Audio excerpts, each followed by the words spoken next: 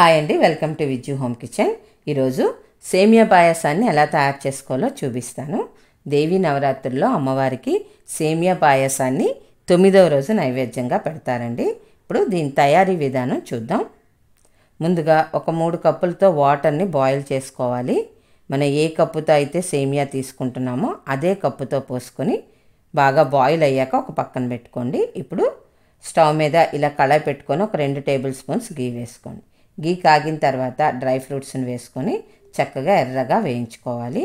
ఇవి కొంచెం కలర్ మారాక కిస్మిస్ వేసుకోండి.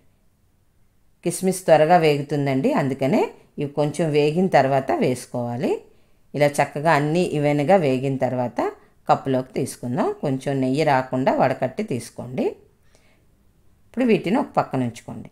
ఇప్పుడు అదే పాన్లో కప్పుతో సేమియా తీసుకొని చక్కగా ఎర్రగా వచ్చే వరకు వేయించుకోవాలి. అయితే ఇక్కడ ఫ్లేమ్ మీడియంలో పెట్టుకోండి. సరే, ఇలా వచ్చాక సేమియా వేగినట్టేనండి. ఫ్లేమ్ సిమ్లోకి అడ్జస్ట్ చేసుకొని ఇప్పుడు వాటర్ని యాడ్ చేసుకుందాం.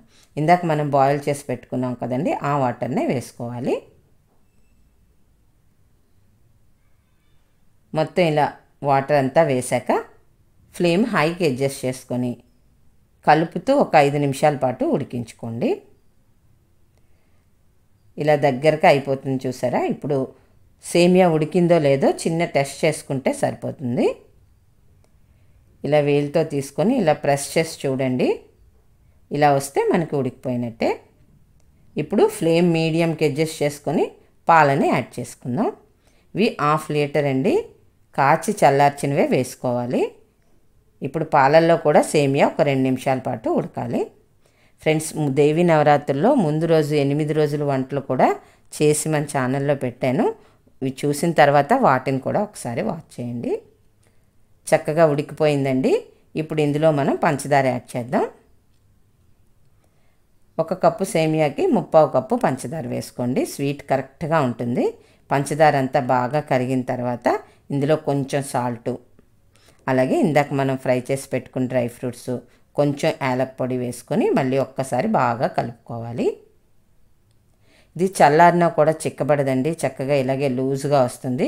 ఇప్పుడు నేను చెప్పే క్వాంటిటీస్ అన్నీ వేసుకొని చేసుకున్నారనుకోండి, పర్ఫెక్ట్గా వస్తుందండి. మూత పెట్టి 10 నిమిషాలు ఉంచుదాము. 10 నిమిషాల తర్వాత మూత తీసి మళ్ళీ ఒకసారి కలిపితే చూసారా చక్కగా పలచగానే ఉంది. తప్పకుండా ట్రై చేయండి ఫ్రెండ్స్. మీకు నచ్చినట్లయితే మాత్రం లైక్ చేయండి, అలాగే మీ ఫ్రెండ్స్కి రిలేటివ్స్కి షేర్ చేయండి. కొత్తగా చూస్తున్న వాళ్ళు సబ్స్క్రైబ్ చేసుకొని పక్కనే ఉన్న బెల్ ఐకాన్ని యాక్టివేట్ చేసుకుంటే నేను ఏ రెసిపీ పోస్ట్ చేసినా వెంటనే మీకు నోటిఫికేషన్ వస్తుంది. Thank you for watching.